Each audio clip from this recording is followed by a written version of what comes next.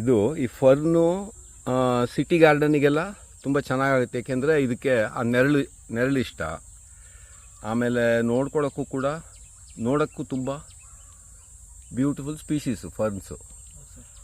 ಫರ್ನಲ್ಲಿ ಇದೊಂದು ಇಂಪಾರ್ಟೆಂಟ್ ಜಾತಿ ಫರ್ನು, ಟೆರಿಸ್ ಅಂತ ಹೆಸರು, PTERIS ವಿಟ್ಟೇಟ, ಟೆರಿಸ್ ವಿಟ್ಟೇಟ ಅಂತ.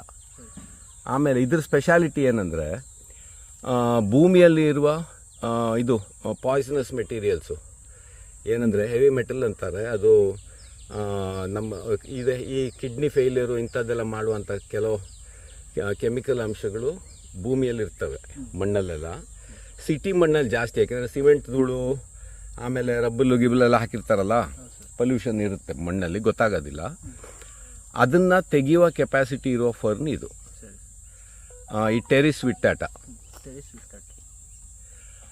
ಇದರಲ್ಲಿ ಗಾರ್ಡನಲ್ಲೆಲ್ಲ ನಟ್ಕೊಂಡ್ರೆ ಗಾರ್ಡನ್ ಮಣ್ಣಲ್ಲಿರುವ ಇದು ಆ ಹೆವಿ ಮೆಟಲ್ಸು, ಲೆಡ್ ಅಂತ ಒಂದಿದೆ, ಕ್ಯಾಡ್ಮಿಯಮ್ ಅಂತಿದೆ, ಆರ್ಸೆನಿಕ್ ಅಂತಿದೆ, ಅವುಗಳನ್ನೆಲ್ಲ ಹೀರ್ಕೊಂಡು